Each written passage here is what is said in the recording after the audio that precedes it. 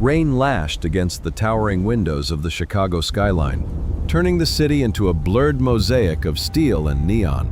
Alexander Hale sat at the head of the polished mahogany table in the executive boardroom of Hale Innovations, his fingers hovering over the contract that could redefine his empire. At 42, he had clawed from a cramped dorm room at the University of Chicago to this pinnacle, building a tech firm valued at $500 million. Tonight, under the relentless storm, that empire teetered on the edge of exponential growth. Sterling Corporation, a shadowy giant in the merger game, dangled billions in promises.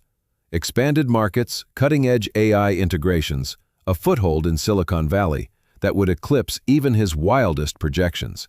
The room buzzed with premature triumph. Marcus Kane, his partner of 15 years and the man who had shared every late-night coding session and every boardroom victory, leaned back in his chair with a grin that did not quite reach his eyes. Marcus, ever the charmer with his salt and pepper hair and tailored suits, raised a glass of scotch. He toasted to Hale Innovations ascending to the throne, his voice smooth as the amber liquid. The other executives echoed the sentiment, clinking glasses, their laughter echoing off the glass walls overlooking Lake Michigan, churning in the gale. Elias Thorne, the slick representative from Sterling, sat across the table, his fingers drumming a subtle rhythm on the folder containing the final agreement. "Sign it, Mr. Hale, and we unlock the future," Thorne urged, his British accent clipped and persuasive. "The market is volatile tonight, stocks are climbing, but windows like this slam shut fast." Alexander nodded, his sharp blue eyes scanning the document one last time. The clauses blurred slightly under exhaustion, but the numbers sang. 60% control retained, hidden debts absorbed seamlessly, assets ballooning overnight.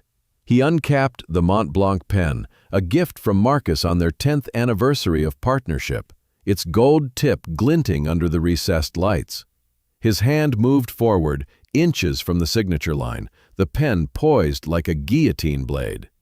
The door creaked open, a sliver of hallway light cutting through the haze of cigar smoke and ambition. No one paid it much mind at first. The cleaning crew often slipped in like ghosts during these marathon sessions. But this figure moved with a quiet precision that snagged Alexander's attention.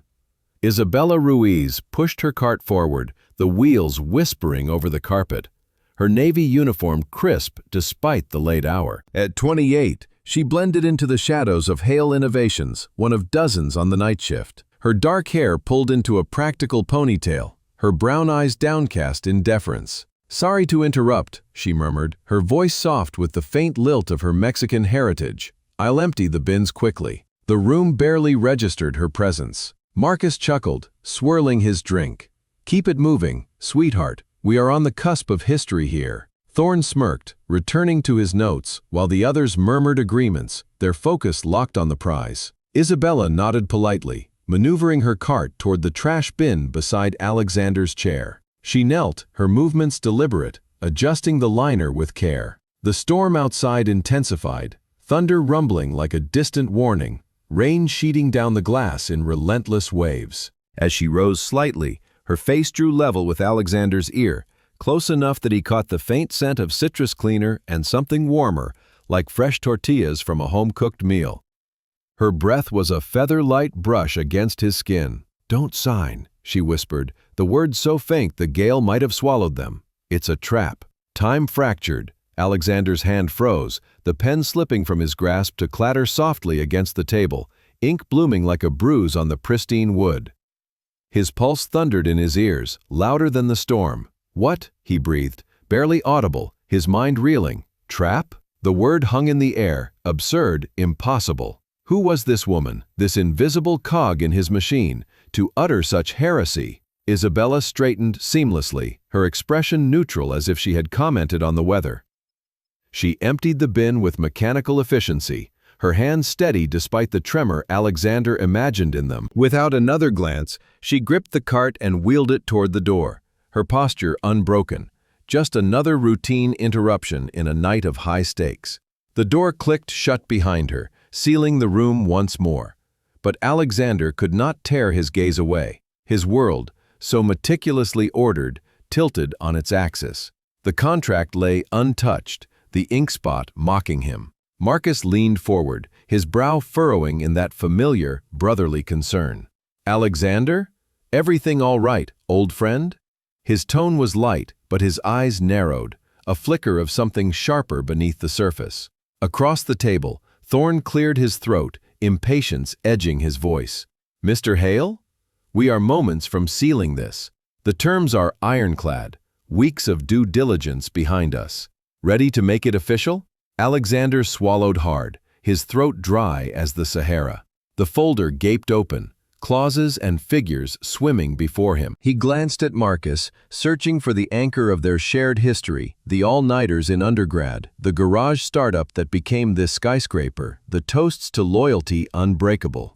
Then to Thorne, whose smile held the polish of too many deals. And finally, to the door where Isabella had vanished, her whisper echoed like a siren. The room felt off-kilter, the air thick with unspoken currents. "I need 5 minutes," Alexander said abruptly, rising to his feet, his chair scraping like a verdict. The words tumbled out, unbidden, his voice firmer than he felt. "5 minutes?" Marcus echoed, his laugh forced, eyes tightening. "Come on, Alex, we are this close, what could?" "I need to handle something," Alexander cut in, already striding toward the door, his heart hammering a war drum. Thorne protested, his accent sharpening. "Mr. Hale, the team is assembled, every detail scrutinized. No changes now." "5 minutes," Alexander repeated, the door swinging shut behind him, muffling their voices. The hallway stretched empty, fluorescent lights buzzing overhead, the storm visible through floor-to-ceiling windows that framed Chicago's furious pulse.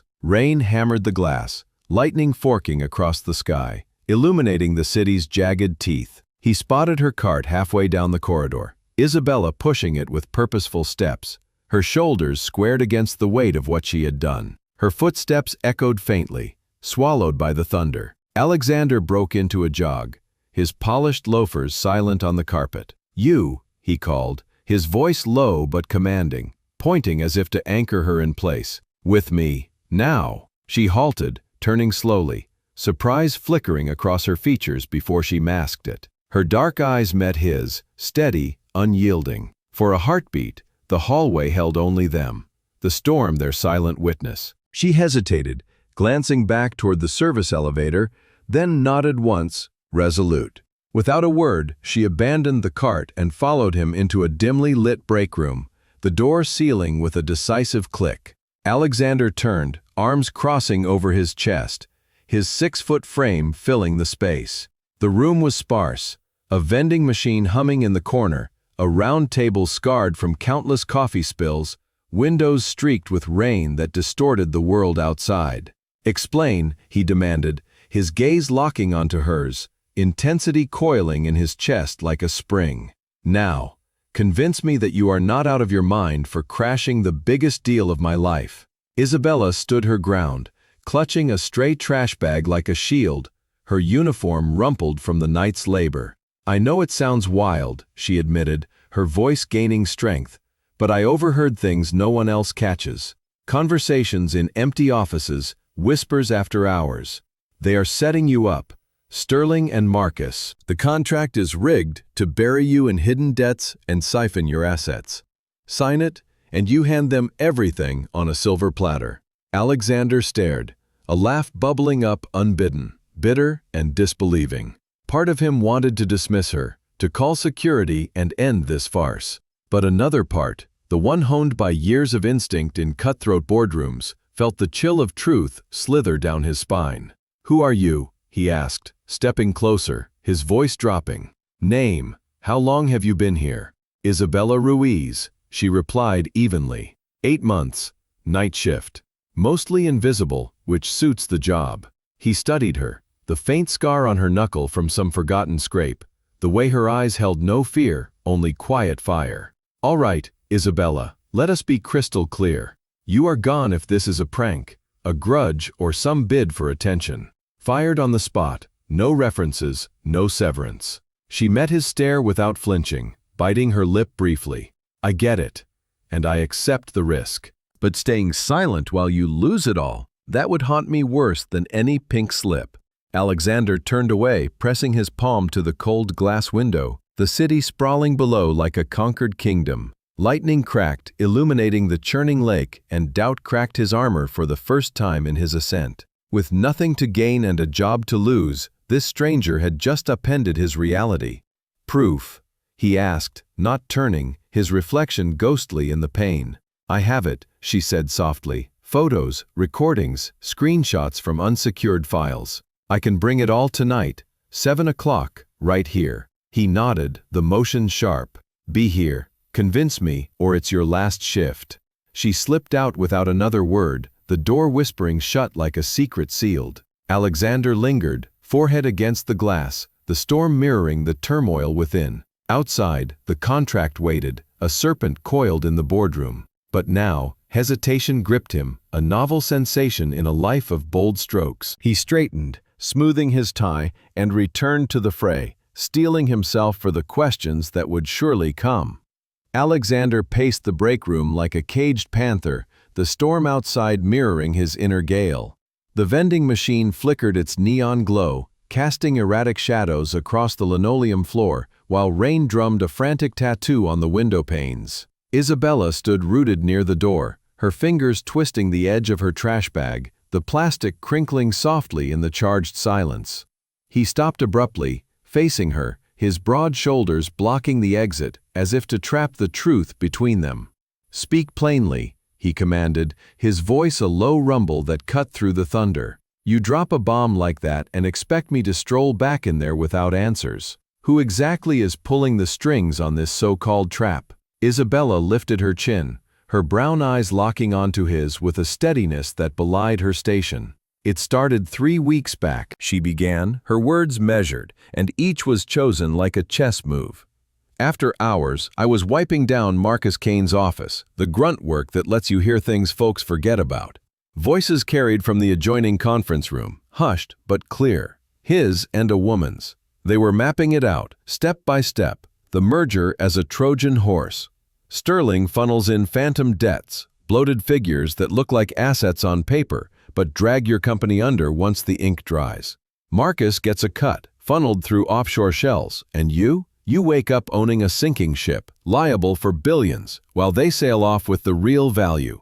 Alexander felt the words land like punches, each jarring his carefully constructed world.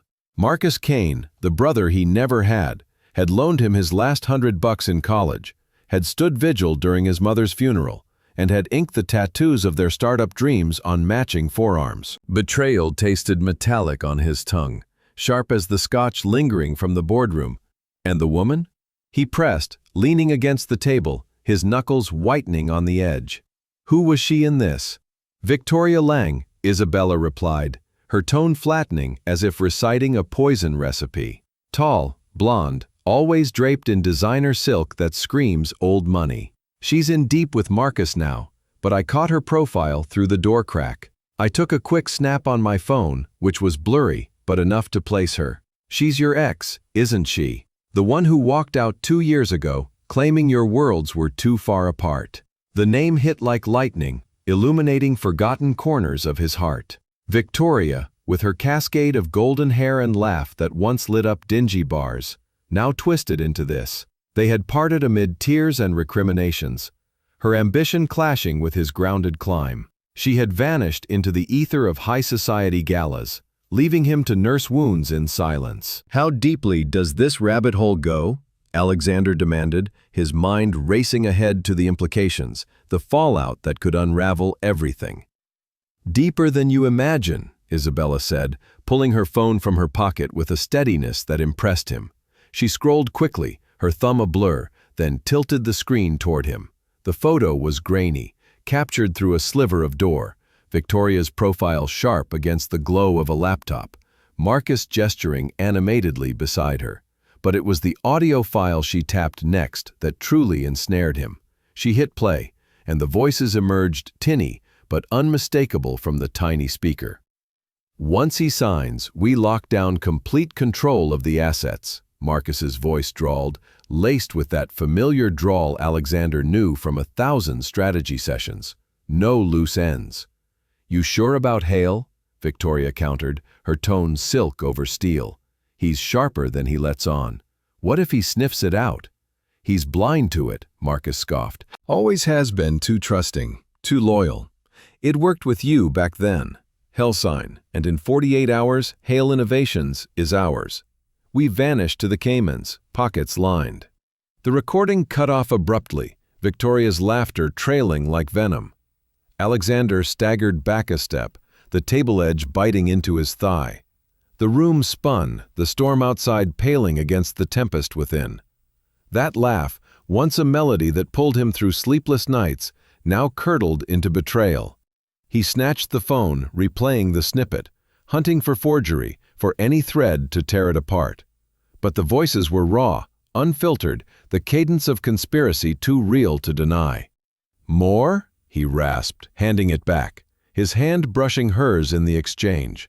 A spark he ignored. "Plenty," Isabella assured him, swiping to a gallery of hurried snapshots, clauses highlighted in red, discrepancies glaring like wounds, bank transfer logs showing 15 million vanishing into unmarked accounts, emails time-stamped from Marcus's private server, threads weaving a web of deceit. They swapped the real contract days ago.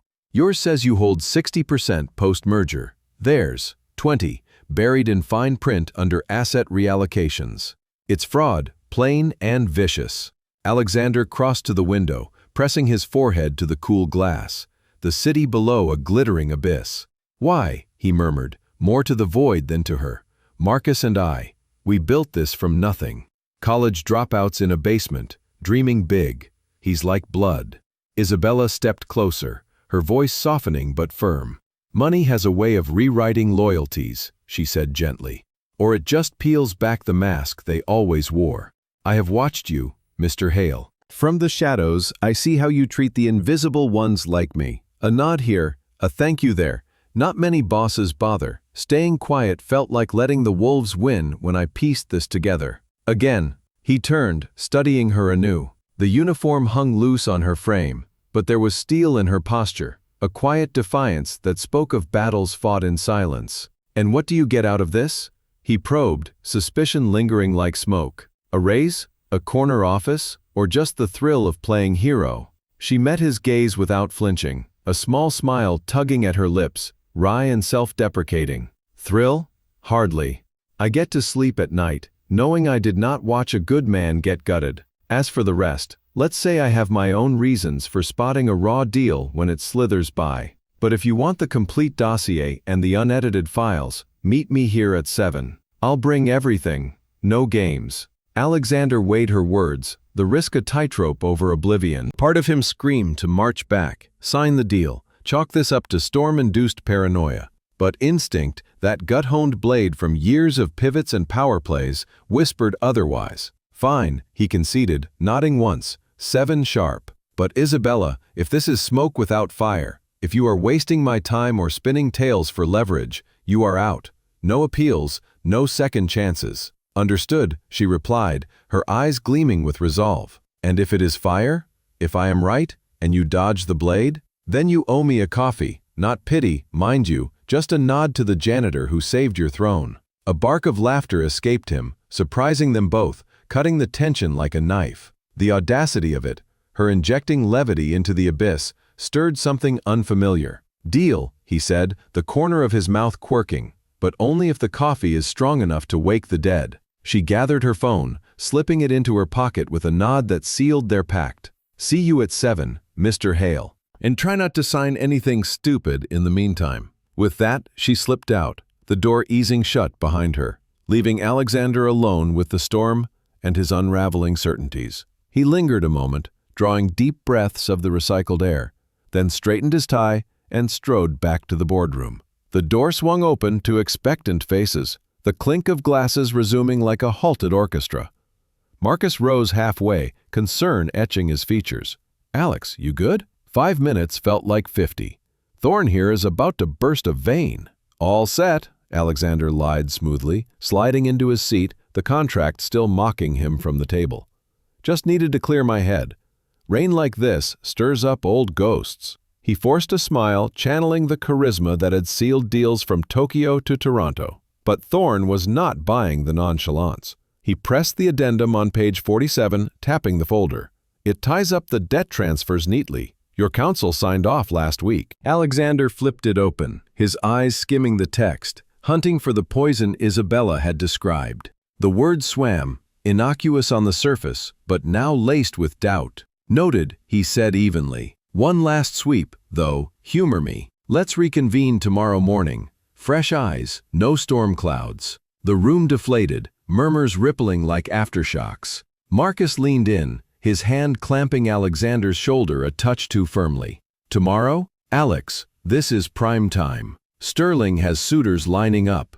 Delay, and we lose the edge. The market dips with the sun, you know that. Let them court someone else," Alexander replied, his tone cool, meeting Marcus' gaze with a steel he did not fully feel. "One night will not topple empires, or build them, for that matter." Thorne slammed his palm on the table, his accent thickening with frustration. "The volatility out there is biblical, Mr. Hale. Stocks peak now. Hesitation bleeds value." Alexander watched the outburst, the vein pulsing in Thorne's temple, and felt a chill unrelated to the draft. Pressure like this was not standard. It reeked of desperation masked as urgency. Isabella's words echoed. "A trap. The decision stands," he declared, snapping the folder shut and tucking it under his arm. "Tomorrow it is. Gentlemen, sleep well." He exited without waiting for rebuttals, the door thudding closed on their stunned silence. The hallway felt longer now, the storm a conspirator urging him onward.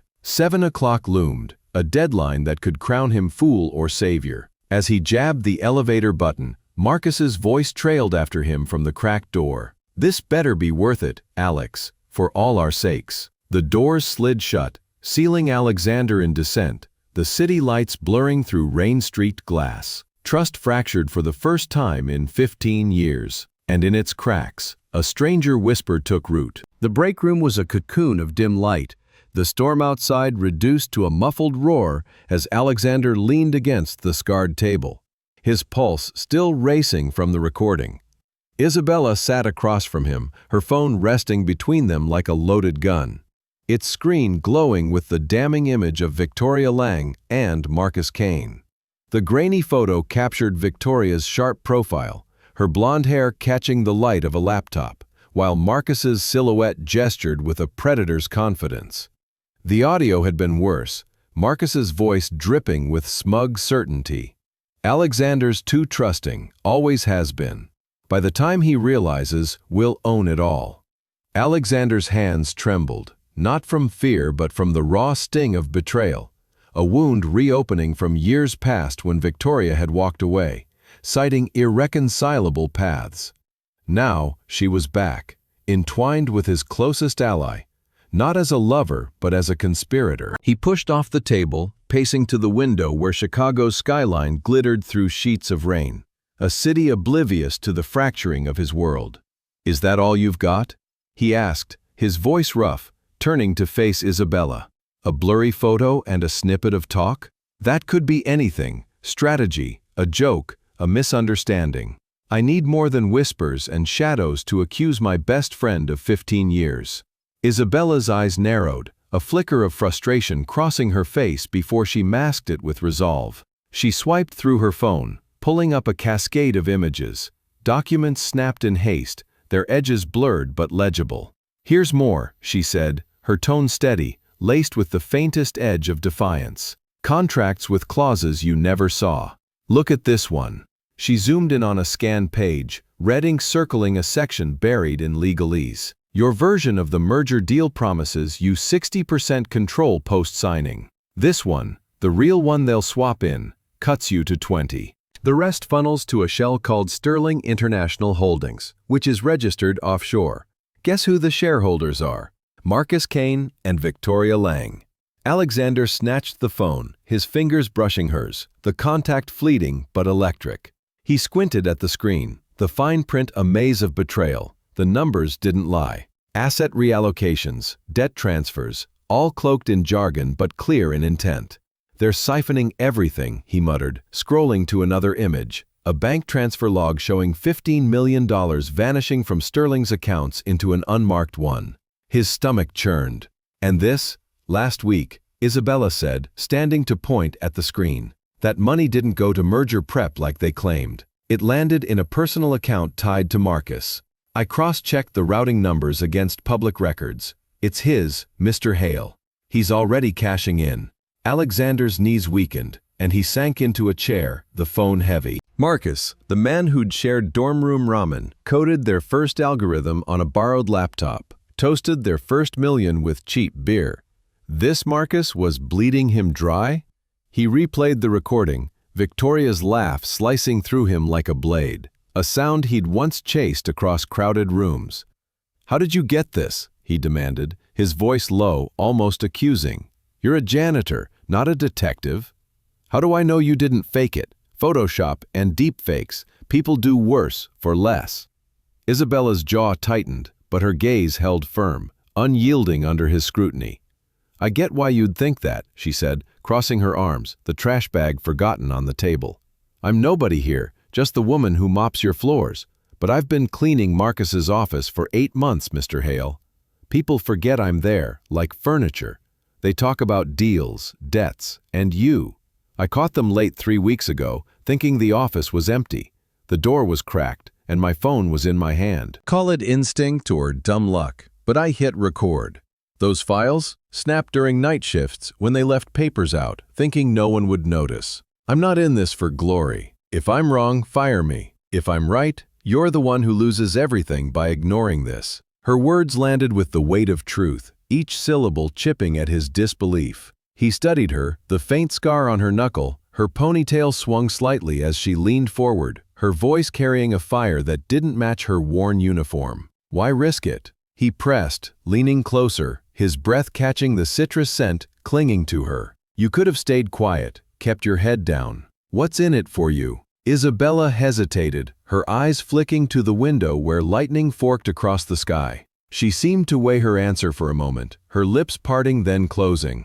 "Because it's right," she said finally, her voice softer but no less resolute. "I've seen what happens when good people get blindsided. I can't watch it again. Not when I can stop it." Her gaze met his, and something unspoken passed between them, a thread of connection he couldn't name. He handed back the phone, his fingers lingering a beat too long. "All right, Isabella," he said, standing, his 6-foot frame casting a shadow across the table. "I'm not sold yet. This is big, bigger than you realize. Marcus isn't just a partner, he's family. I need more, hard proof, not just your word and a shaky photo. Can you get it?" "It's risky," she admitted, tucking the phone away. "Marcus is already watching me. I caught him eyeing my cart tonight, like he knows I'm onto something. But I can dig deeper, more files, maybe another recording. I know where he keeps his backups." "Then be careful," Alexander said, his voice dropping to a near whisper, urgency tightening his chest. "If this is true, they're playing for keeps if Marcus is really doing this. You're putting yourself in the line of fire." "I know the stakes," she replied, a wry smile tugging at her lips. "I've been dodging worse than corporate sharks my whole life. Just be ready to listen when I bring the rest. 7 tomorrow, same place?" He nodded, the pact sealed in the quiet hum of the break room. "Deal, but if you're spinning tales, Isabella, you're done here. No mercy."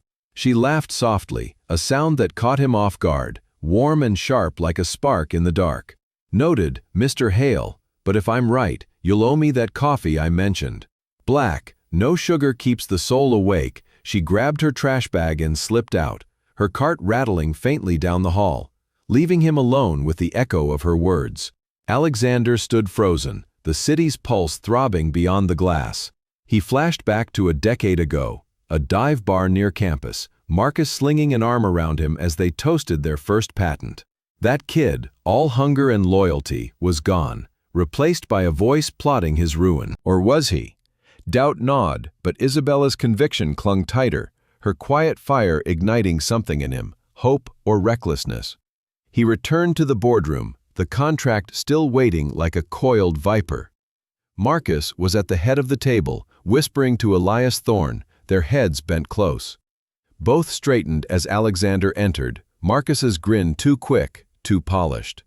"All good, Alex?" he asked, his hand brushing the folder. "Thought you'd bolted for good there." "Just needed air," Alexander said, forcing calm as he slid into his seat. "Rain's got me jumpy. Let's wrap this tomorrow. Final sweep, no loose ends."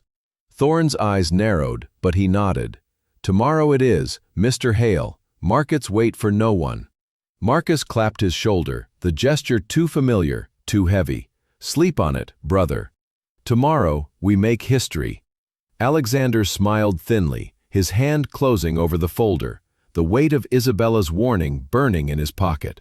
History, indeed. As the elevator descended, carrying him into the storm-soaked night, he felt the first cracks in a friendship forged in fire, and the spark of a stranger's courage lighting the way forward. The morning after the storm, Chicago sparkled under a brittle sun, its skyscrapers gleaming like blades against the pale sky. Alexander Hale strode through the glass doors of Hale Innovations, his polished loafers clicking on the marble lobby, but his mind was elsewhere, tangled in the web of Isabella's evidence. The recording of Marcus Kane and Victoria Lang plotting to gut his company looped in his head, a relentless echo that turned 15 years of friendship into quicksand. Yet doubt lingered, sharp as the wind cutting through the loop. Could Marcus, his brother in all but blood, orchestrate such a betrayal? And Isabella Ruiz, the janitor with a phone full of secrets. How did she fit into this? He needed answers, not just about the merger, but about her. Why risk everything for a man she barely knew?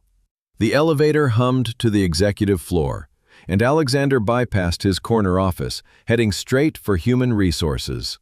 The HR suite was a sterile box of beige walls and buzzing fluorescents, smelling faintly of coffee and printer ink. Elena, the department head, looked up from her monitor, her glasses slipping down her nose. "Mr. Hale?" she said, surprise creasing her brow. "Early for you. Everything all right?" "Just a routine check," Alexander lied, his voice smooth as he leaned casually against her desk.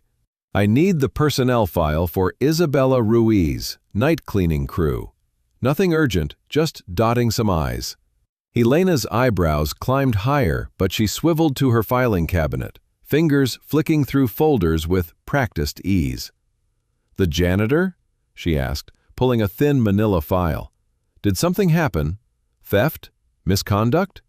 "Nothing like that," Alexander said, forcing a smile that didn't reach his eyes. "Just verifying details. New protocols, you know how it is."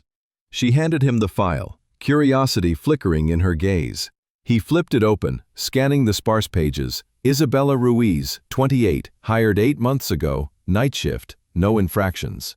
Then his eyes snagged on the attached resume, and his breath caught. Bachelor's in Business Administration, Northwestern University, summa cum laude. Specialization in Corporate Finance. 2 years at McKinsey & Company, a top-tier consulting firm, before resigning abruptly. The words hit like a sucker punch. "McKinsey?" he murmured, his thumb tracing the print as if it might dissolve under scrutiny. Elena leaned forward, peering at the page. "Something wrong, Mr. Hale?" "Nothing," he said quickly, snapping the folder shut and handing it back. "Thanks, Elena. Keep this between us, all right?" She nodded, puzzled, as he strode out, the file's revelations burning a hole in his mind. A Northwestern grad, a McKinsey alum, scrubbing floors at his company? The math didn't add up. By noon, the office hummed with its usual rhythm, phones ringing, keyboards clacking, but Alexander was a man possessed. He prowled the 12th floor, where the cleaning crew often prepped for the evening shift. He found Isabella in a small conference room, her silhouette framed against a window she was wiping down, the skyline sprawling beyond.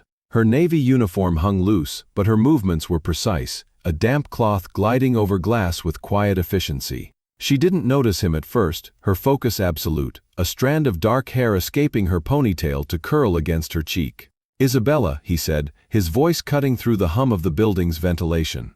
"I need a word." She turned, startled, the cloth slipping from her hand to the floor with a soft thud. Her brown eyes widened, then narrowed, assessing him.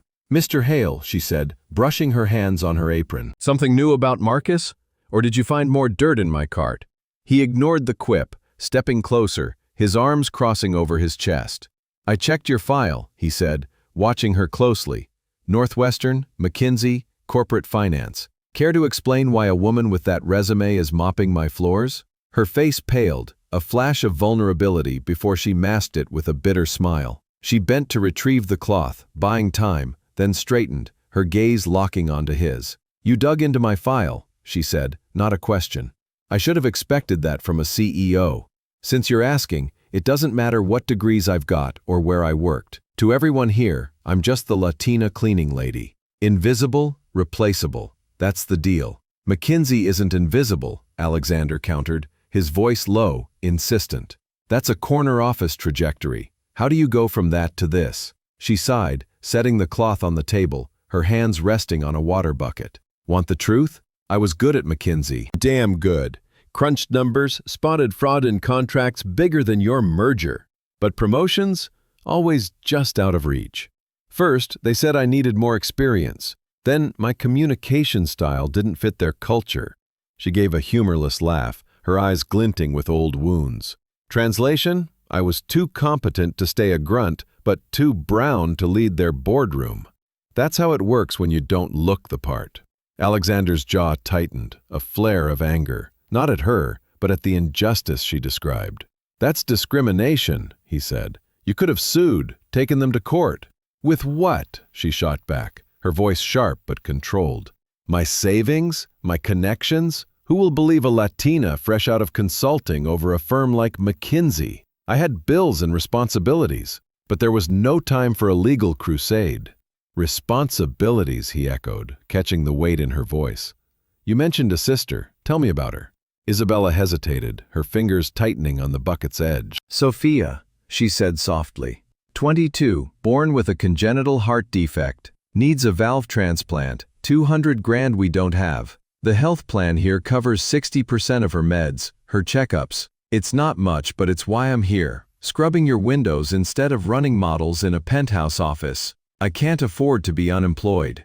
The confession landed like a stone in still water, rippling through him. He saw her now, not just the janitor with a warning, but a woman carrying a world of quiet battles. A Northwestern scholar, a corporate prodigy, reduced to invisibility by prejudice and necessity. His chest tightened, a mix of admiration and guilt. Isabella, I had no idea, he said, his voice softer now, almost reverent. Well, now you do, she replied, turning back to the window, her cloth resuming its work with mechanical precision. That's why I spotted their game. 2 years at McKinsey, you learn to see through doctored contracts. The discrepancies screamed at me.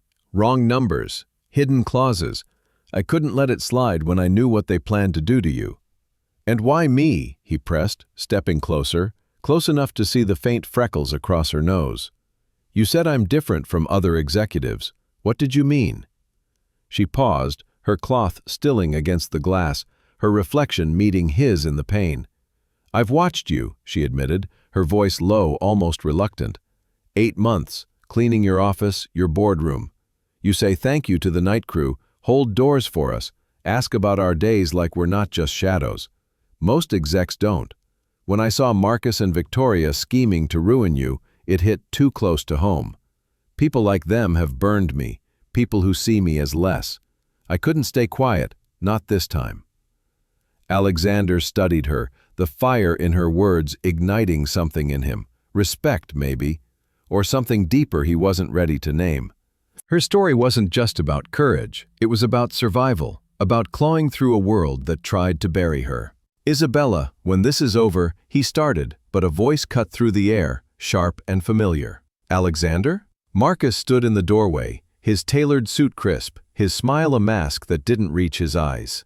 What's this? Quality control with the cleaning staff? His gaze flicked to Isabella, lingering with a suspicion that made Alexander's skin prickle. Just checking the work, Alexander said smoothly, stepping back, his heart kicking up a notch.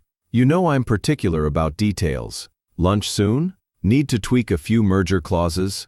Marcus's eyes narrowed, but he nodded, glancing at Isabella as she resumed wiping the window, her movements deliberately nonchalant.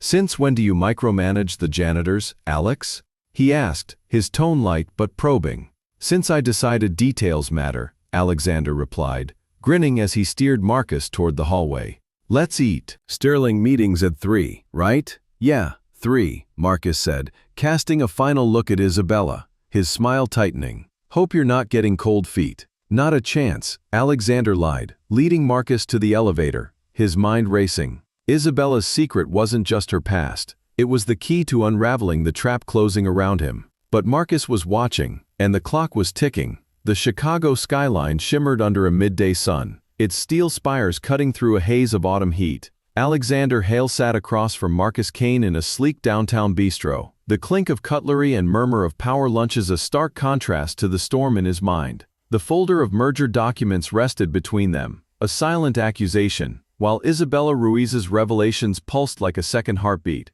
Marcus, his partner of 15 years, laughed over a glass of Pinot Noir, recounting a college prank about swapping exam papers. His easy grin, which had sealed their brotherhood in a dingy dorm, now felt like a mask. Alexander's fork paused midair, the weight of betrayal heavier than the steak on his plate. "You're quiet today, Alex," Marcus said, slicing into his filet mignon, his dark eyes flicking up with a studied casualness. "Pre-merger jitters? I get it. Billions on the line, sterling breathing down our necks." He leaned forward, lowering his voice. "But we're golden. This deal puts us on the map. Bigger than Bezos, Musk, the whole lot. Trust me, brother." Alexander forced a nod, his jaw tight. Trust. The word tasted like ash after Isabella's evidence. The recording of Marcus plotting with Victoria Lang, the doctored contracts slashing his control to 20%, the 15 million siphoned to Marcus's account.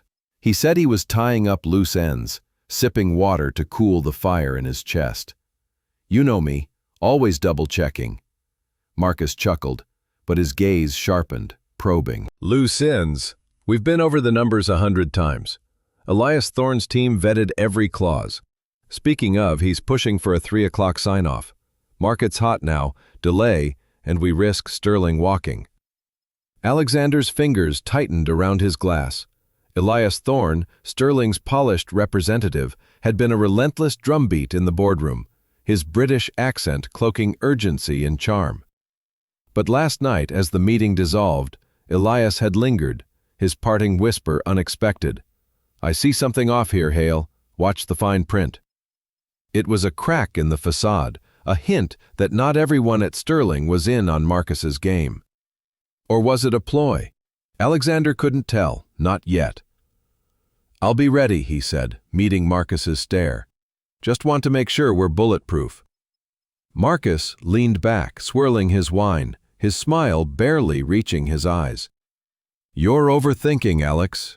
Always the cautious one. Remember that startup pitch in 09? You wanted to triple-check the slides, and I said, screw it, let's wing it. Landed our first million, didn't we?" His hand clapped Alexander's shoulder, a gesture too firm, too proprietary. "Relax, we're in this together." The words echoed their college days, when Marcus's reckless charm had balanced Alexander's precision.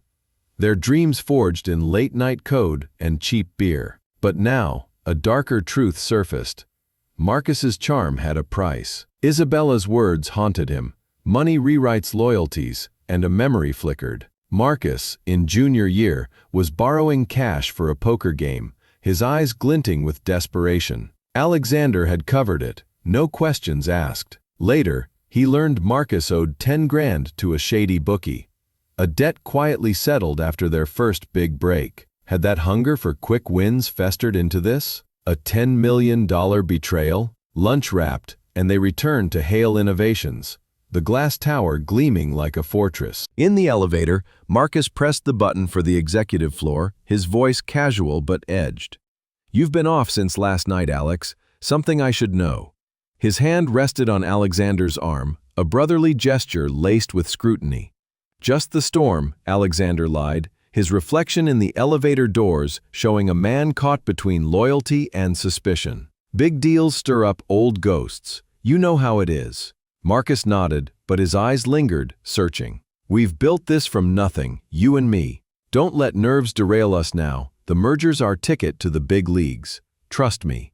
The elevator dinged, doors sliding open to the bustling executive floor. Alexander forced a smile, his mind racing. "Trust you. I did, for 15 years. He excused himself, claiming a call, and slipped into his office, the door clicking shut like a vault. Alone, he sank into his chair, the city sprawling below, indifferent to his unraveling world. The merger meeting loomed at 3, and Isabella's promise of more evidence at 7 felt like a lifeline stretched thin. His phone buzzed, an email from Elias Thorne, marked urgent. Subject: discrepancy in transfer logs. Alexander's pulse quickened as he opened it. "Mr. Hale," it read, "I've flagged an irregularity in the merger prep accounts. 15 million unaccounted for were routed to an offshore entity. My team was not informed. Suggest a private review before signing. Regards, Thorne." The words were a flare in the dark, confirming Isabella's claims and hinting at an ally. Or a trap within a trap. Elias's motives were unclear. Sterling's man playing both sides? Alexander replied, "Meet me post-signing at 4 p.m. at my office. Discreet." The clock ticked toward 3. Alexander paced, the folder of merger documents heavy in his hands. He needed to stall, to buy time for Isabella's proof, but Marcus's pressure was relentless, and Elias's promising tip was too vague to act on alone. His mind flashed to a college memory. Marcus, drunk on cheap whiskey, confessing his poker debts, his voice bitter. "You're the golden boy, Alex, always the one who lands on his feet. I'm just scraping to keep up." Was that envy the seed of this betrayal, planted years ago? A knock broke his reverie. Marcus poked his head in, his grin too polished. "Ready for the big moment? Thorne's waiting in the boardroom. Let's make history." Alexander nodded, tucking the folder under his arm, his face a mask of calm. "Lead the way." They walked the corridor, the city's pulse visible through towering windows, a reminder of what was at stake. The boardroom was a hive of anticipation, executives murmuring, Elias Thorne at the head, his eyes flicking to Alexander with a subtle nod. The contract lay open, a pen gleaming beside it, beckoning like a siren. As Alexander took his seat, a faint clatter echoed from the hallway. Isabella's cleaning cart, a reminder of her unseen presence. His heart kicked, her whisper from last night echoing, "It's a trap." He opened the folder, scanning the familiar clauses, knowing somewhere in their depths lurked poison. Elias cleared his throat, his voice crisp. "Mr. Hale, the market's peaking. Sign now, and we lock in the gains. Delay, and we risk competitors swooping in." Marcus leaned in, his hand brushing the contract. "Alex, this is it, our empire. Sign, and we're untouchable." Alexander's pen hovered, his mind a battlefield. Isabella's evidence was hours away, but the pressure in the room was a vice. Elias's email gnawed at him. Could he trust Sterling's man? Or was this another layer of the scheme?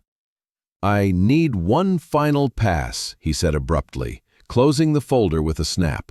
"Tomorrow morning, first thing, fresh eyes." The room stilled, a ripple of tension breaking the surface. Marcus's smile faltered, his fingers tightening on his glass. "Tomorrow? Alex, come on, we're losing momentum. Sterling's got other offers." "Then let them take them," Alexander said, his voice cold, rising to his feet. "One day won't break us." Elias's eyes narrowed, but he nodded, a flicker of respect or calculation in his gaze. "Very well, Mr. Hale, tomorrow it is." Marcus stood, his fists brushing the table, his voice low. "This isn't like you, Alex. Don't screw this up for us." He stormed out, leaving a wake of silence. Alexander exited, his pulse hammering, Isabella's cart gone from the hallway. As he reached the elevator, a soft voice called from behind, "Mr. Hale." Elias Thorne stood there, alone, his expression unreadable.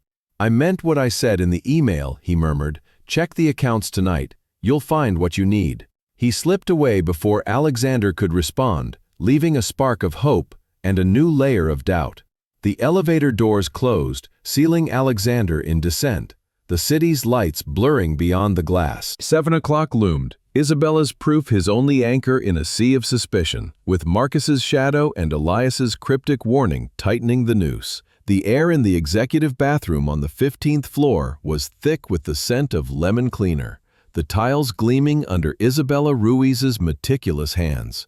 It was nearly 5 o'clock, the Chicago skyline outside transitioning from amber to indigo as the workday wound down. Most of Hale Innovation's executives had cleared out, their briefcases and egos long gone, leaving the floor eerily quiet. Isabella scrubbed the sink, her reflection in the mirror a study in focus, but her ears were tuned to the hallway beyond the slightly ajar door. Footsteps echoed, deliberate and heavy, followed by voices, low, urgent, and unmistakably familiar. Her heart quickened as she recognized Marcus Kane's deep timbre, laced with an edge of irritation, and the sharp, clipped cadence of Victoria Lang. "Are you sure it's her?"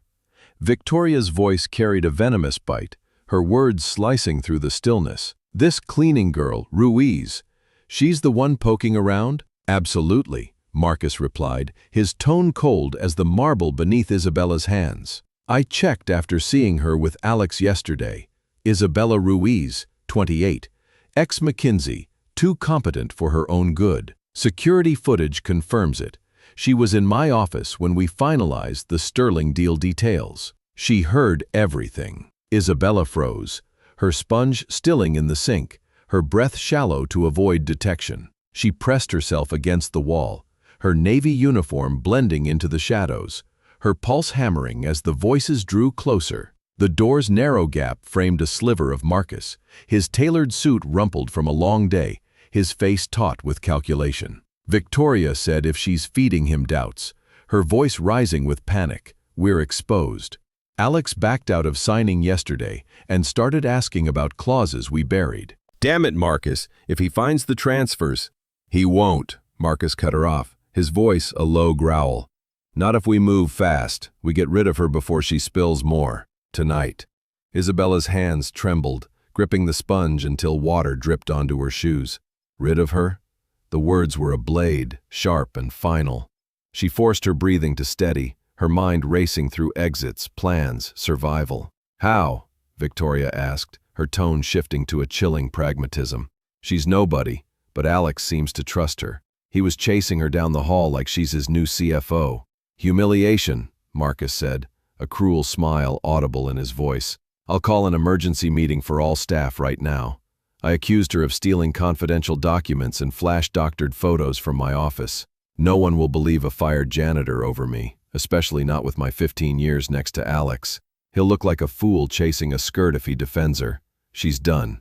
Isabella's chest tightened, a mix of fear and fury. She thought of Sophia, her sister, frail and tethered to a heart condition that demanded the job's health plan. Losing it would mean losing Sophia's meds, her checkups, and the surgery looming in weeks. When Victoria pressed, her voice closer now, almost at the door. "Now," Marcus said, "I'll hit the intercom, call everyone to the auditorium. Safety briefing my ass. It's her execution." Their footsteps faded, swallowed by the hallway's hum, but the threat lingered like smoke. Isabella waited, her back pressed to the cold tile, until silence reclaimed the floor. Her hands shook as she pocketed the sponge, her mind a storm of strategy. She couldn't run, that would confirm their lies. She had to face it, head high, or lose everything. The intercom crackled, Marcus's voice booming. "All employees to the main auditorium immediately for an urgent safety meeting. Repeat, all employees to the auditorium." She straightened, smoothing her uniform, and stepped into the hallway. The fluorescent lights buzzed overhead, casting her shadow long and defiant. No matter what happened, she wouldn't let Marcus see her break. The auditorium was a sea of murmurs, employees from every department packed into rows, their faces a mix of curiosity and fatigue. Isabella slipped in through the back, standing against the wall, her heart pounding, but her posture unyielding. Alexander sat in the front row, his suit jacket off, his expression clouded with confusion as their eyes met briefly. She realized he didn't know why they were here either, and that ignorance cut deeper than she expected.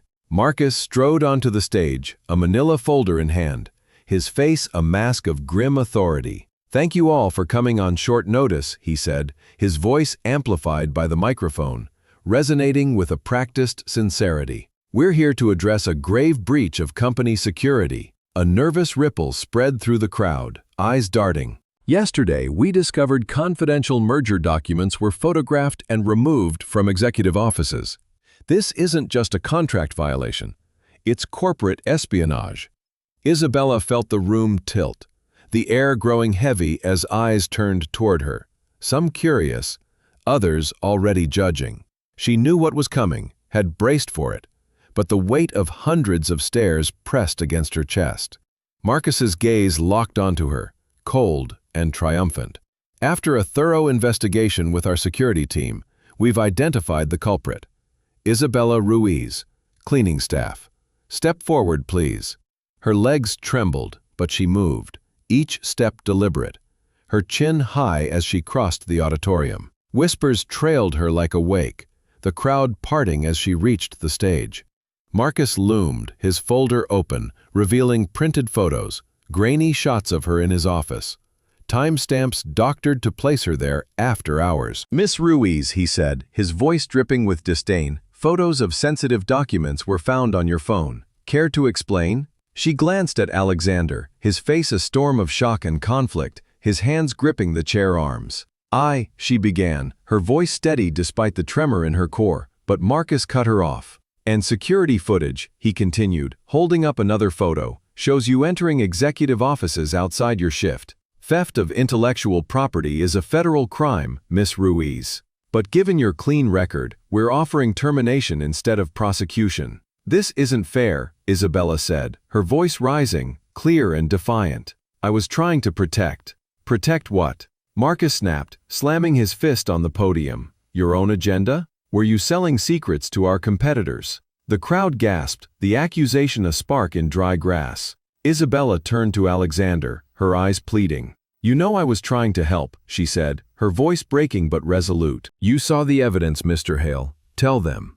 Alexander stood slowly, his jaw tight, his gaze flickering between her and Marcus. For a heartbeat, she thought he'd speak, defend her, unravel the lie. But he looked away, his voice low, almost a whisper. "I'm sorry, Isabella. The evidence is clear." Her heart shattered, the betrayal sharper than Marcus's cruelty. The man she'd risked everything for, who'd seen her proof, chose silence. Marcus smirked, stepping closer. "Enough, Miss Ruiz. The act's over. Security, escort her out. She's banned from the premises." 2 guards approached, their faces blank with duty. Isabella pulled away before they could touch her, her voice steady despite the tears burning her eyes. "I'll walk myself." She turned to Alexander one last time, her words ringing out. "When you learn the truth, remember you could have done right today. You chose wrong." Alexander flinched, his eyes closing as if struck. The guards flanked her, but she strode out with dignity, the auditorium's gaze heavy on her back. Outside, on the sidewalk, the older guard handed her a box of her belongings, his voice soft. "Sorry, Miss Ruiz, orders." She nodded, clutching the box, the city's dusk swallowing her as she headed for the subway. Each step carried the weight of humiliation, but worse was the dread. Alexander was walking into Marcus's trap, and she was powerless to stop it. Back in the auditorium, Marcus clapped Alexander's shoulder, his voice oozing false sympathy. "Tough call, Alex, but you did right. Let's focus on the merger now." Alexander stared at the empty stage, Isabella's words echoing like a verdict. He nodded, but a crack had formed in his trust, and the meeting at 7 loomed as his only chance to unearth the truth or lose everything. The night pressed against Alexander Hale's office windows, Chicago's skyline a constellation of cold light, indifferent to the war raging in his mind. It was 3 in the morning, the building a hollow shell save for the hum of security systems and the distant footsteps of night guards. Alexander sat at his desk, the glow of his computer screen casting harsh shadows across his face, his tie loosened, sleeves rolled up. Isabella Ruiz's parting words echoed like a drumbeat. "When you learn the truth, remember you could have done right today. You chose wrong." The memory of her tear-streaked defiance in the auditorium burned, a failure heavier than the betrayal he now hunted. He had not slept, could not sleep, not after letting Marcus Kane's fabricated accusations drive Isabella out. Her evidence, the grainy photo, the damning recording of Marcus and Victoria Lang, had been a spark, but his silence had doused it. Why would a woman with her resume and courage risk everything to sell secrets? It didn't add up. Marcus's victory lap, his hand heavy on Alexander's shoulder, felt like a leash, not brotherhood. The merger with Sterling Corporation loomed 9 hours away, and Alexander needed the truth before the pen touched paper. His fingers flew across the keyboard, CEO credentials unlocking the company's central server. He started with the merger files, eyes scanning spreadsheets and contracts he'd trusted Marcus to vet. Everything looked pristine at first, clauses aligned, numbers balanced. But Isabella's warning about hidden debts gnawed at him. He dug deeper, past the polished surface, into archived folders and encrypted subdirectories. He found his coffee cold and untouched 3 hours in. A reference on page 47 to Addendum C, post-merger asset distribution. He'd never seen it mentioned in briefings. The digital folder for Addendum C was missing from the shared drive. His pulse quickened as he bypassed security protocols, accessing restricted archives. There, in an encrypted folder labeled Miscellaneous, he found it. The file opened, and his blood ran cold. The document outlined a transfer of 80% of Hale Innovations' assets to Sterling International Holdings, a Cayman Islands entity he'd never heard of. 2 shareholders were listed, Marcus Kane and Victoria Lang. The contract he'd nearly signed promised 60% control. This one slashed it to 20%, leaving him a figurehead drowning in hidden liabilities. Alexander printed the file. The printer hummed a quiet accomplice in the silent office. He kept digging, driven by fury and dread. Banking records next, accessed through his executive override. Over 2 months, $23 million in merger prep transfers had flowed from Hale Innovations to Sterling accounts. But the account numbers didn't match the contract's listed recipients. Tracing the funds, he found the truth. The money landed in a personal account under Marcus Kane's name. 15 years of friendship, he whispered, the words a gut punch. Marcus, who'd toasted his wedding, wept at his mother's grave, had siphoned millions while smiling to his face. He pushed deeper, pulling emails from Marcus's private server, messages he'd never been copied on. A thread dated 3 weeks ago stopped him cold. Marcus wrote, "Alex is as blind as ever. 15 years of loyalty make him predictable. When he sees it, we'll have control and be gone. Victoria's right, he's too soft for this game." Victoria's reply was a dagger. "He was always small time, Marcus. You're the one with vision." 48 hours post-signing, we're untouchable. Alexander's hands shook, the mouse slipping in his grip. The Marcus he knew, laughing over dorm room code, splitting their last dollar for pizza, was a ghost. Marcus had planned his ruin for years. A recorded call, stored in the security system, sealed it. Dated 2 weeks ago, Marcus's voice crackled through. "Alex trusts too much. Always has. His strength, his flaw." Victoria's response was icy. "If he catches on, we've got the forged docs. Pin the fraud on him, my word against his. Ambition, not hate, Marcus. He's limited, you're not." Alexander paused the recording, nausea rising. Victoria's breakup 2 years ago, her claim of different worlds, was a lie. She'd left for Marcus, for a bigger score, her love as transactional as the merger. By 6, he had enough to bury them. Addendum C, bank records, emails, recordings. A flash drive hummed with copies was emailed to 3 private accounts for safety. He cleared his browser, shut down the system, and leaned back, the city's dawn creeping through the blinds. Isabella had been right, and he'd let her be humiliated, escorted out like a thief. Her courage had saved him, and he'd repaid it with cowardice. The merger signing was hours away, and Marcus couldn't know he'd been exposed. His phone rang, shattering the silence. Marcus's name flashed on the screen. "Alex, glad you're up," Marcus said, his voice thick with false warmth. Couldn't sleep after yesterday's mess with the janitor. I know it shook you. You okay? I'm fine, Alexander lied, his voice steady despite the rage coiling in his chest. Tough call, but you were right. The evidence looked solid. He hated the words, each one a betrayal of Isabella. Sound good? Marcus said, relief audible. Ready for the 9 o'clock signing? Our moment, Alex, the big leagues. Absolutely, Alexander said, his eyes on the flash drive. 9 sharp, wouldn't miss it. Marcus's tone warmed further, a snake's charm.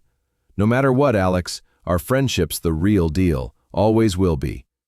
Sure, Marcus, Alexander said, the lie bitter. To me too. He hung up, his gaze drifting to the city waking below. Marcus's hypocrisy was a blade, but Isabella's sacrifice was a shield. He had to make this right, not just for his company, but for her. She'd risked everything to warn him, and he'd failed her in front of hundreds. Redemption meant action, not regret. He stood, slipping the flash drive into his pocket, and headed for the elevator. The merger was a trap, but exposing it required precision. Marcus was watching, and Victoria's claws were sharp. He needed Isabella's additional evidence, promised for 7, to seal the case. But after her public humiliation, would she even speak to him? The elevator descended, the city's pulse a reminder of the stakes. He had to find her, apologize, and fight, not just for Hale Innovations, but for his shattered trust. As he entered the dawn, his phone buzzed again. An email from Elias Thorne, Sterling's rep. Found another discrepancy, it read. Shell company tied to Kane. Meet me before signing. Alexander's grip tightened. Elias's tip from yesterday. The whisper about fine print, now this. Was he an ally or another player in the game? The clock ticked toward 9, and Alexander felt the noose tightening. Isabella's courage was his only anchor, but reaching her meant facing the wreckage he'd left in her wake. The dawn broke over Chicago's Pilsen neighborhood, painting the cracked sidewalks and faded murals in hues of gold and gray. Alexander Hale's BMW looked out of place among the weathered brick buildings, its sleek lines a stark contrast to the rusted fire escapes and corner bodegas with signs in Spanish. He navigated the narrow streets, the city waking with the chatter of early risers and the scent of fresh tortillas from a nearby taqueria. His hands gripped the wheel, knuckles white, as Isabella Ruiz's final words He parked outside 847 Lincoln Street, a 3-story tenement with peeling paint and windows patched with tape. The creaky stairs to apartment 2B groaned under his weight, each step amplifying his dread. What could he say to a woman he'd failed so publicly? He knocked, the sound sharp in the quiet hall. Shuffling footsteps approached, and the door opened a crack, held by a safety chain. Isabella's face appeared, her brown eyes swollen from crying, her expression cold as the morning air. "What do you want, Mr. Hale?" she asked, her voice a blade. "Isabella, I need to talk," Alexander said, his tone urgent. But she started to close the door, but Alexander pressed his hand against it, desperation creeping into his voice. "Please, just 5 minutes. I was wrong, and I'm here to fix it." Isabella hesitated. Her skin was pale, her movements slow, as if each step cost her. She smiled faintly, extending a frail hand. "Hi, you must be Isabella's boss." Alexander shook her hand gently, his chest tightening. Isabella hadn't told her sister she'd been fired. Former boss Isabella corrected quickly, her tone clipped. "Sophia, this is Alexander Hale. Mr. Hale, my sister, Sophia." Sophia's smile widened, undeterred by the tension. "Isabella talks about you," she said, her voice weak but warm. "Says you're— Why didn't you tell me how serious Sophia's condition is?" he asked, sitting across from her, the small coffee table a barrier between them. "I said she needed surgery," Isabella replied, her voice flat. "Didn't think I owed you the details. A heart valve transplant, congenital disability. Without it, doctors give her 6 months." Her voice cracked, betraying the pain she tried to hide. "How much?" Alexander pressed, leaning forward, his elbows on his knees. 200,000, she said, wiping her eyes. Alexander rose, his hands raised in surrender, guilt clawing at him. "You're right," he said, his voice raw. "I was torn, caught between 15 years with Marcus and your word. I chose wrong, cowardly, selfish. But I've got proof now. The real contract, the transfers, their emails. Marcus and Victoria plan to steal 80% of my company. I will expose them, but I must make this right for you first." Isabella said some things can't be fixed, crossing to the window, her back to him as she stared at the street below, where kids played soccer on cracked pavement. "I lost my job, my reputation, Sophia's health coverage. All because I tried to save you. Why should I trust you now?" "Because you're the bravest person I've ever met," Alexander said, the words spilling out with a sincerity that surprised him. "You risked everything to warn me, and I failed you. I won't again. Let me help. Sophia's surgery, your name cleared, whatever it takes." Isabella turned, her eyes searching his, torn between anger and hope. "Sophia's surgery is in 2 weeks," she said, her voice softer. Outside, he sat in his BMW, staring at the tenement where Isabella and Sophia fought to survive.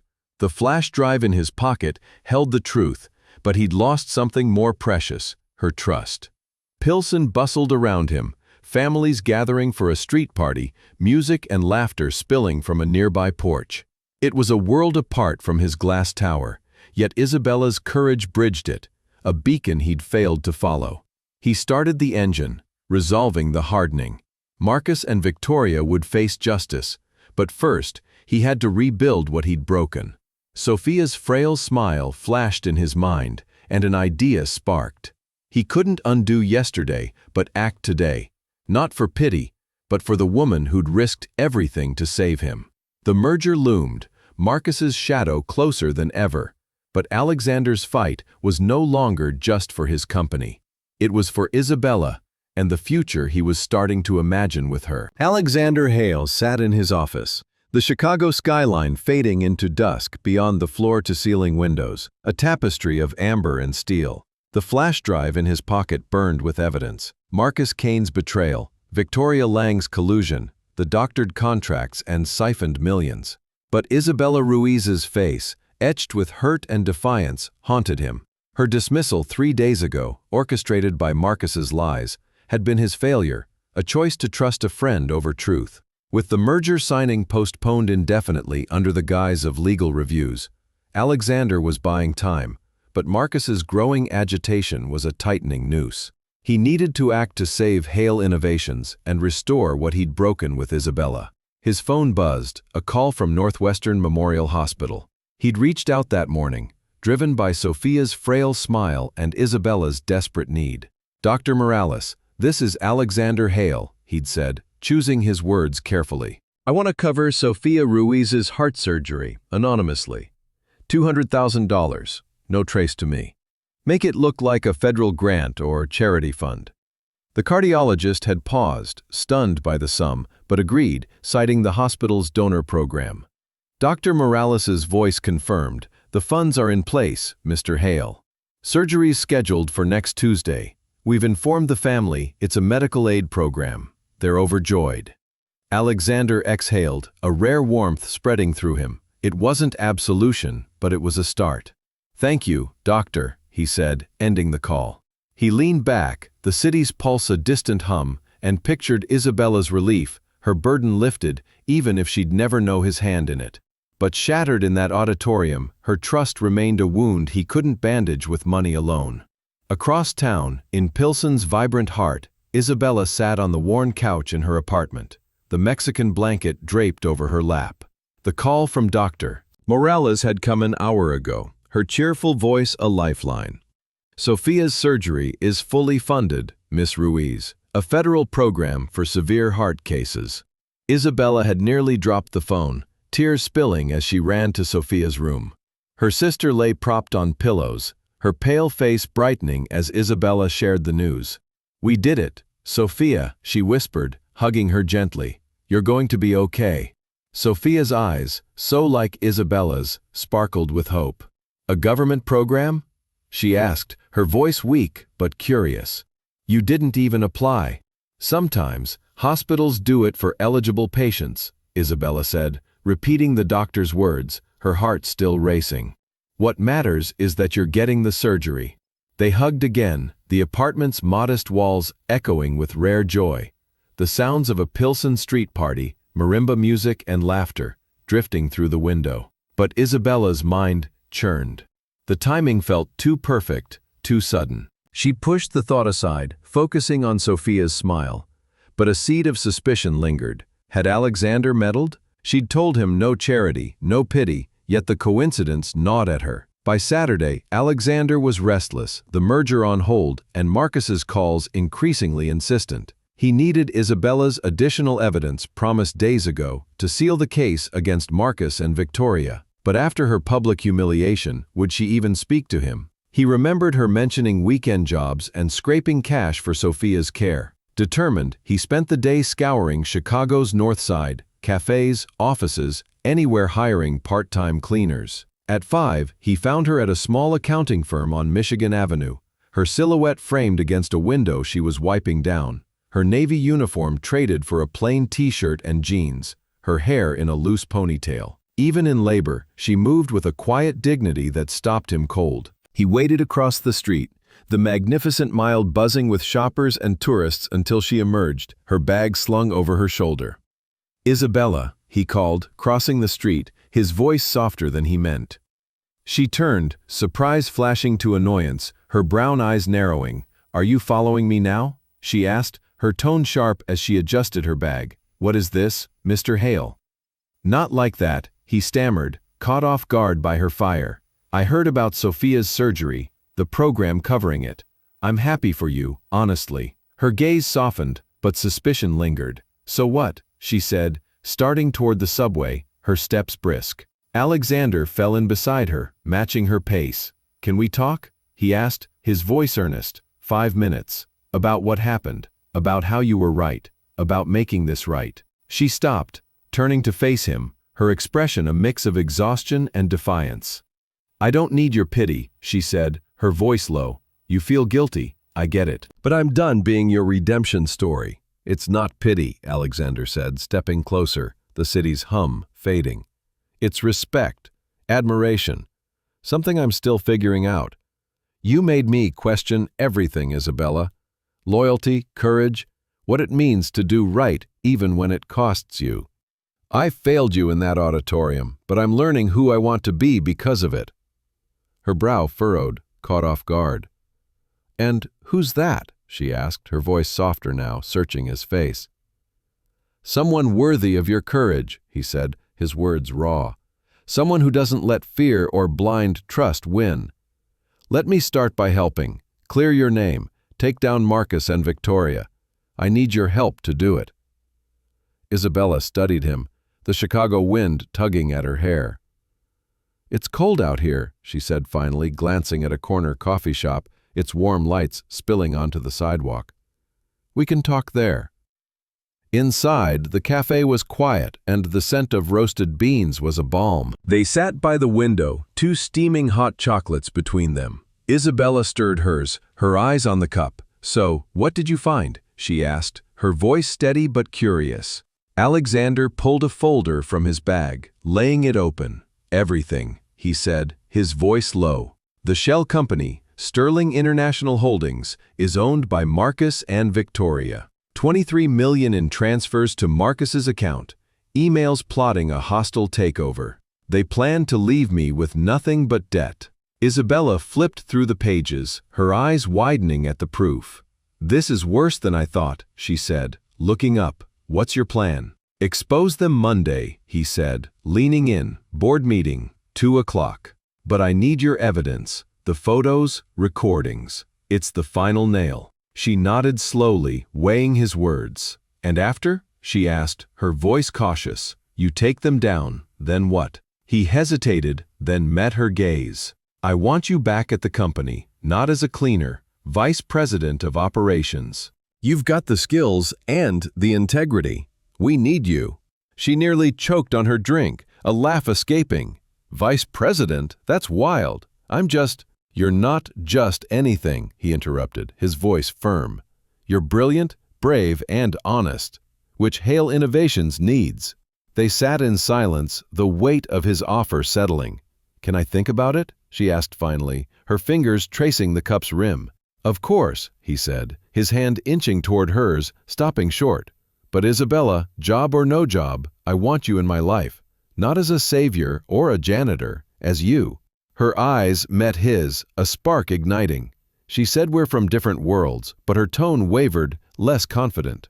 "Not anymore," he said, smiling faintly. "We're just two people who believe in what's right, even when it's hard." As they left the cafe, night cloaking the city, Isabella paused at the subway entrance. "Thank you," she said, her cheeks pink from the cold, "for listening, for being different. I'll call tomorrow about the plan and us." Alexander watched her descend, the city lights framing her silhouette. For the first time in days, hope flickered, fragile but real. Monday loomed, a battle against betrayal, but with Isabella's courage beside him, he felt ready.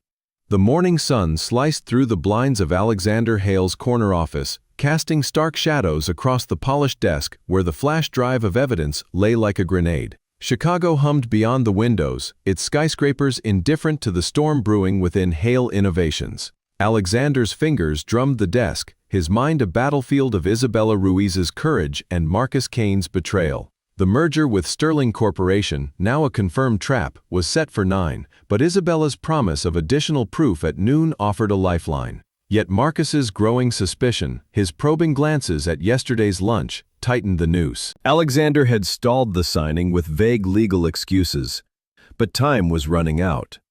At 10, the office door swung open without a knock. Marcus strode in, his tailored suit crisp, but his eyes hard, a predator's glint replacing his usual charm. "Alex, we need to talk," he said, his voice low, edged with a chill that made Alexander's pulse spike. He closed the door with a deliberate click, leaning against it as if to block escape. "Sure," Alexander said, forcing calm, his hands folding over the desk to hide their tremor. "About the merger? I'm ready for 9. Marcus didn't sit, his posture rigid as he crossed his arms. "About your late-night digging," he said, his tone a blade. "Friday, 3 in the morning, server logs lit up with your credentials. You think I'm blind, Alex? I know you've been poking into the merger files." Alexander's heart thudded, but he kept his face neutral, years of boardroom poker serving him well. "I'm the CEO, Marcus," he said evenly. "I check my own company's files. Due diligence, nothing more." Marcus barked a laugh, humorless, and stepped closer, his shadow falling across the desk. "Due diligence? Don't play me, Alex. I know you've been talking to that janitor Ruiz. I know you're planning to blow this up at the board meeting." He pulled his phone from his pocket, setting it down with a soft thud, its screen dark but ominous. Alexander stood, his 6-foot frame matching Marcus's, his voice steady despite the ice in his veins. "You're paranoid, Marcus. I'm just being thorough. 15 years, and you think I'm scheming behind your back?" Marcus's smile was a slash, devoid of warmth. "You're the one scheming, brother. You think I don't have eyes everywhere?" He tapped the phone, waking the screen to reveal a photo. Alexander entering Isabella's Pilsen tenement, time-stamped days ago. Another swipe showed them at the coffee shop, his hand inches from hers. Then, a grainy shot of their kiss under a streetlight. Alexander's stomach dropped, the intimacy weaponized. "So what?" he said, his voice low, defiant. "I visited an ex-employee. Nothing illegal about that." "Oh, isn't there?" The door opened again, and Victoria Lang glided in, her blonde hair perfect, her silk dress a calculated contrast to the venom in her eyes. "Hello, Alex," she purred, kissing Marcus's cheek with possessive ease before perching on the desk's edge. "I missed you this weekend." She ran a finger along Marcus's tie, her gaze never leaving Alexander. "What are you doing here, Victoria?" Alexander asked, his confusion genuine. The sight of her, once a lover who'd broken his heart, now twisted the knife deeper. "Witnessing your surrender," she said, her smile cold. She pulled a folder from her purse, sliding it toward him.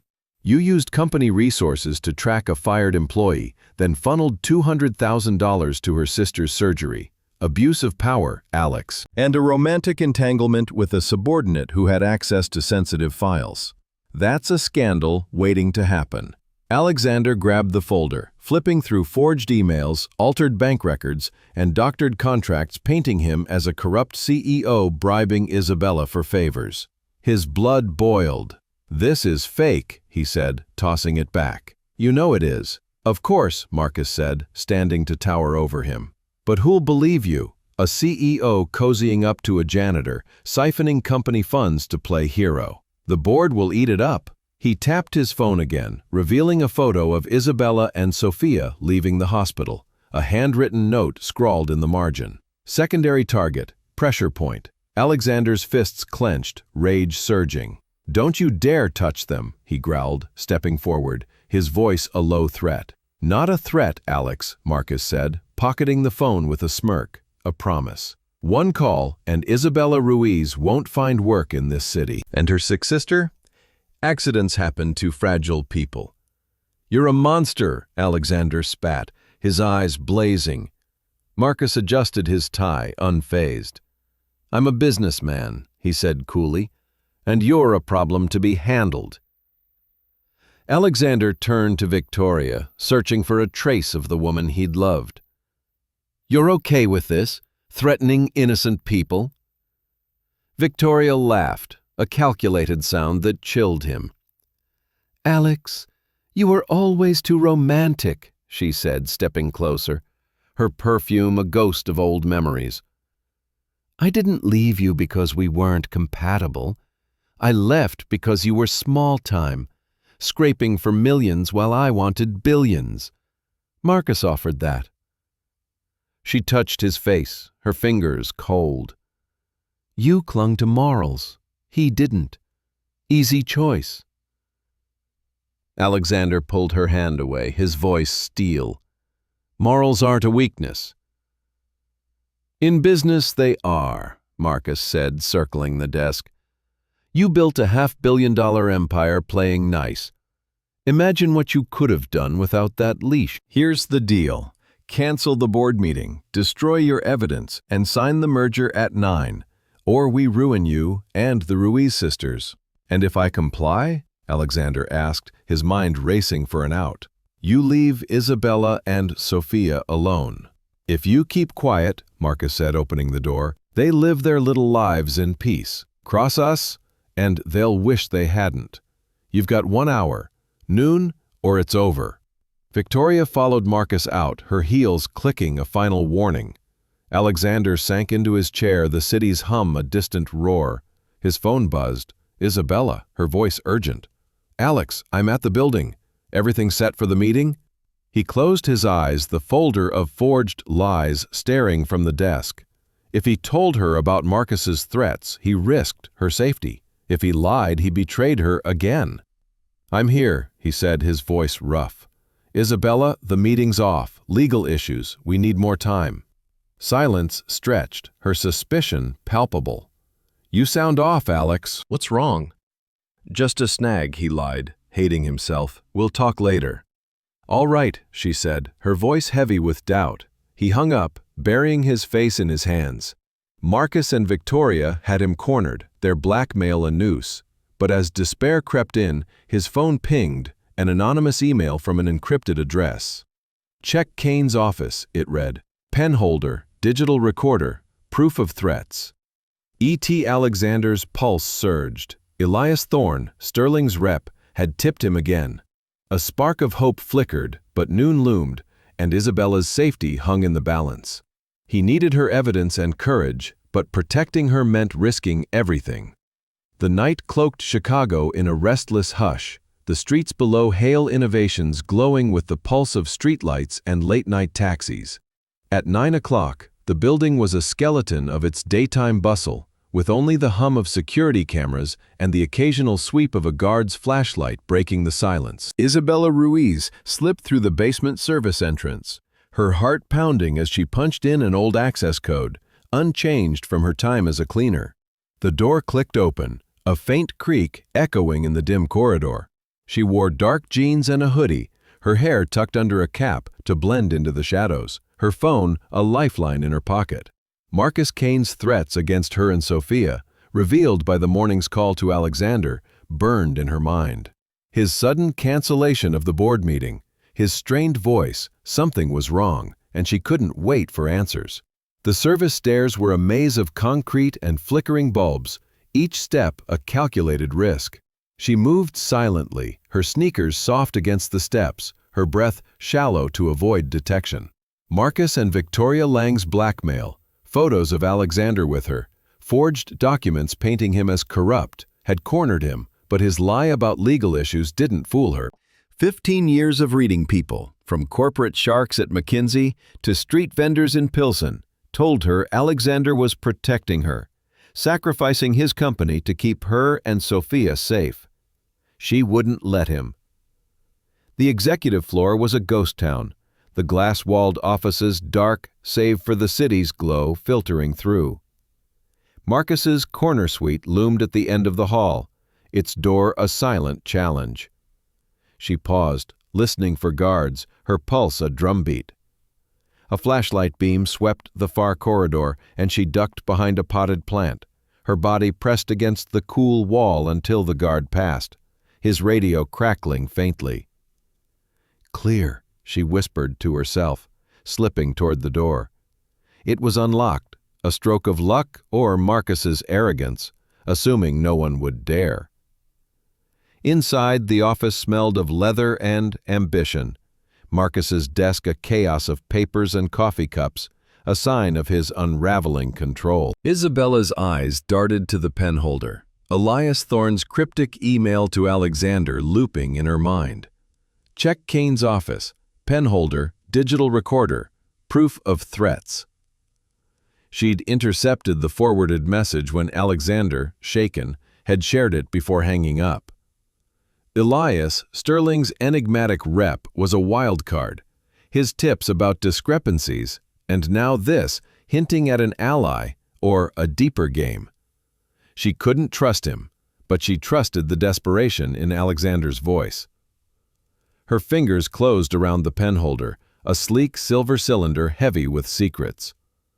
Tucked inside, beneath a cluster of pens, was a small digital recorder, its red light dormant but menacing. She powered it on, her hands steady despite the adrenaline, and scrolled through dozens of files, meetings, deals, Marcus's voice plotting with Victoria. The most recent, time-stamped that afternoon, made her blood run cold. She hit play, and Marcus's voice filled the silence, cold and precise. Cancel the meeting, destroy the evidence, sign the contract, or the Ruiz sisters find out what happens to meddlers. Accidents are easy, especially for the sick. Victoria's laugh followed, sharp as glass. You were always too soft, Alex. Morals lose to ambition every time. The recording ended, a damning confession of their blackmail. Isabella copied it to her phone, her fingers flying, then grabbed snapshots of the papers strewn across the desk.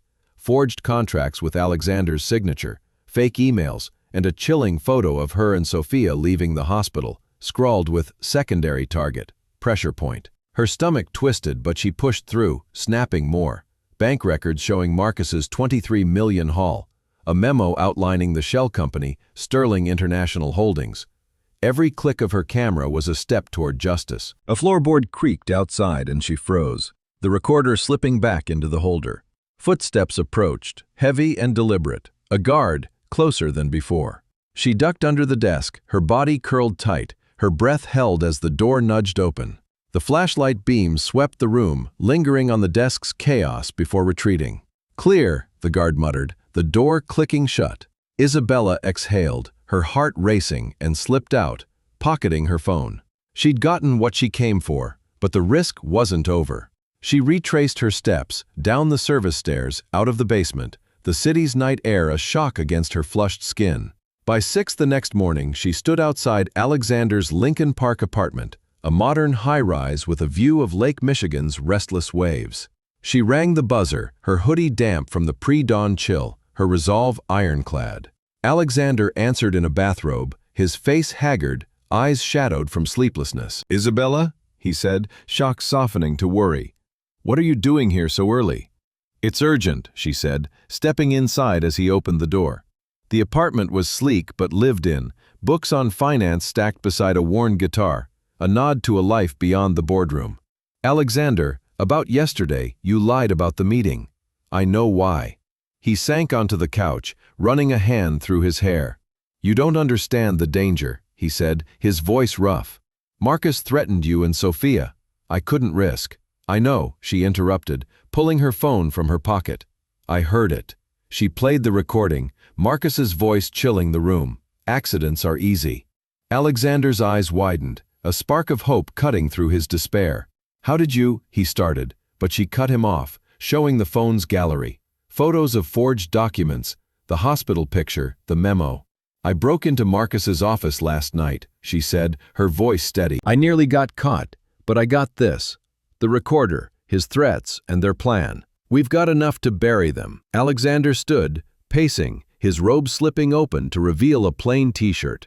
"You risked everything," he said, awe and guilt mingling. "Why, after what I did?" "Because you're not the only one who believes in what's right," she said, stepping closer, her eyes fierce. "Marcus made a mistake recording his threats. They can't hurt us if they're locked up. We need to act today, before they know we've got this." He stopped, his gaze locking onto hers, her courage a mirror to his faltering resolve. "What's the plan?" he asked, his voice steadying. "Reschedule the board meeting," she said, pacing now, her energy infectious. 2 o'clock. "We present everything. Your evidence, mine, Elias's tips. He's been feeding you clues. He might be with us. We end this in front of everyone." Alexander nodded, the spark growing into a flame. "But the threats, Marcus's contacts," he said, his voice low. "If we push, they could. They won't," she said, taking his hands, her grip firm.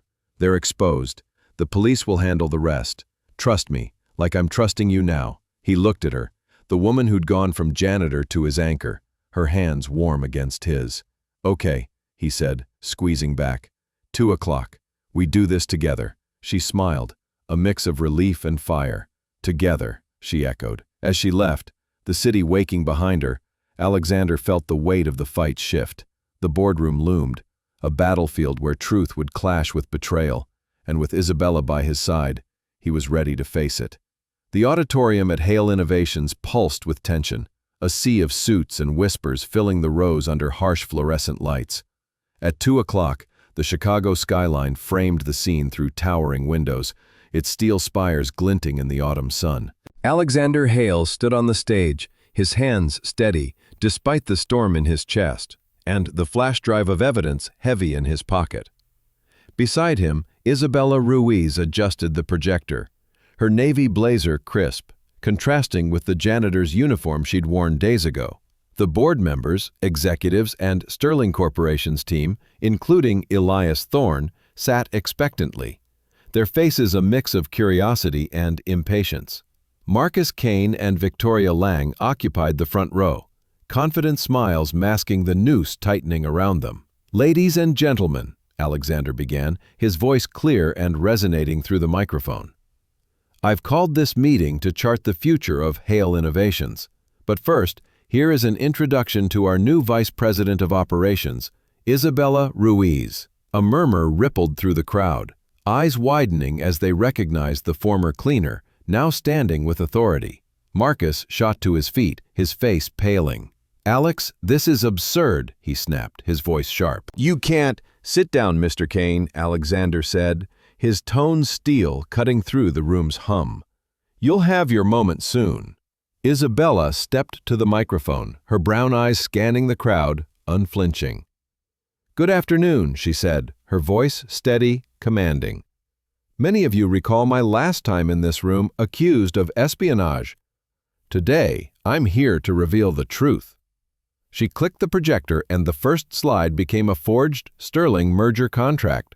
This document, shown to Mr. Hale, promised 65% control post-merger, she said, pointing to the numbers.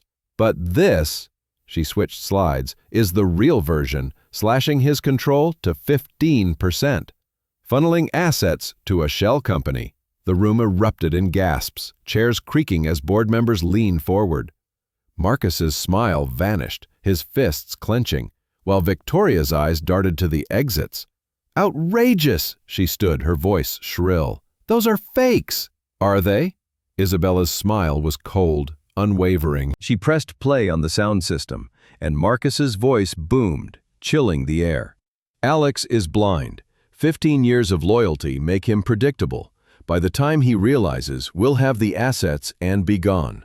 Silence fell, heavy as lead, every eye on Marcus, his face ashen, his bravado crumbling. "That's out of context," he stammered, his voice cracking. Victoria gripped his arm, whispering furiously, but Isabella pressed on, playing another recording. Victoria's voice filled the space. "It's not hate, Marcus, it's an ambition. Alex was always limited, too small for my dreams. With you, I get everything." The crowd stirred, murmurs turning to outrage. Victoria's face twisted, her composure fracturing. "Those recordings are illegal," she spat. "No consent." "Actually," Isabella said, turning to her, "they came from a device in Mr. Kane's office that captured his own conversations." Alexander stepped forward, nodding to her. "There's more," he said, his voice steady. Isabella projected bank records, stark numbers glaring on the screen. She said $23 million, siphoned from Hale Innovations to Mr. Kane's personal accounts, pointing. "Funds meant for merger prep were stolen under our noses." Marcus stood again, desperation in his eyes. "Alex, we've been friends for 15 years, he pleaded. "You're believing this janitor over me?" "This brave woman," Alexander corrected, his voice ringing with conviction, "risked everything to save me from your betrayal. Unlike you, she never lied." He turned to Elias Thorne, Sterling's rep, who rose, his expression grim but resolute. "Mr. Thorne, you flagged discrepancies. Care to speak?" Elias nodded, his British accent cutting through the tension. "Mr. Kane and Ms. Lang misled Sterling," he said. "I found irregularities in the transfers weeks ago and tipped Mr. Hale privately. We're a legitimate firm and want a fair merger on honest terms."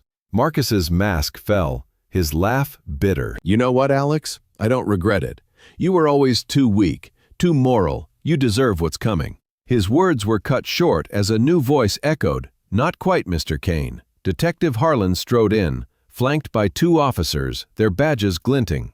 "Marcus Kane, Victoria Lang, you're under arrest for corporate fraud, forgery, and extortion." The auditorium erupted in applause as handcuffs clicked around Marcus's wrists, his shouts drowned by the crowd's roar.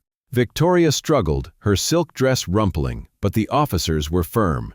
"This isn't over," Marcus yelled as they were led out. "I have lawyers." "You had them," Alexander said calmly, standing tall. "Now you have a cell." Isabella smiled, a quiet triumph in her eyes, as Alexander met her gaze, gratitude and something deeper passing between them. "How did you know?" he asked Detective Harlan. "Ms. Ruiz contacted us this morning with the evidence," Harlan said, nodding to her. "Clear proof like this, prosecutors dream of it." As the crowd dispersed, Alexander and Isabella remained on stage, the projector's glow fading. "How's my first day as vice president?" she asked, her smile teasing, easing the tension. "Unforgettable," Alexander said, pulling her into a brief embrace, his voice low.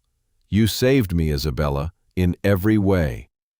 "We saved each other," she said, touching his face, her warmth grounding him. "Together." He kissed her, soft but sure, where his world had nearly collapsed hours ago. "Now what?" she asked, pulling back, her eyes bright. "Now," he said, smiling, "we rebuild the company and a life together." 2 weeks later, Isabella sat in her new office, Lake Michigan sparkling beyond the window. As vice president, she'd slashed inefficiencies, boosting profits 30%. A knock sounded, and Alexander entered, holding red roses. "Madam Vice President," he said, his voice playful, "an apology for your nonstop work. You've transformed this place."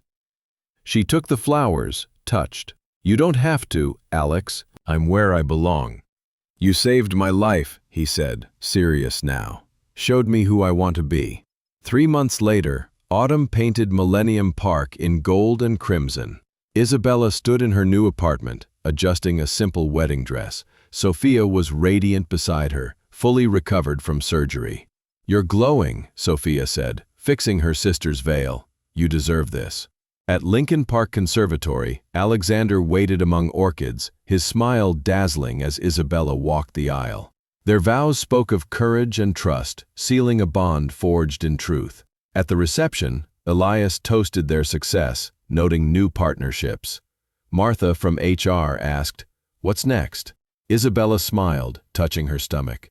"I'm pregnant," she said, 6 weeks. The room erupted, Alexander spinning her in joy. On the hotel rooftop, Chicago's lights twinkled below.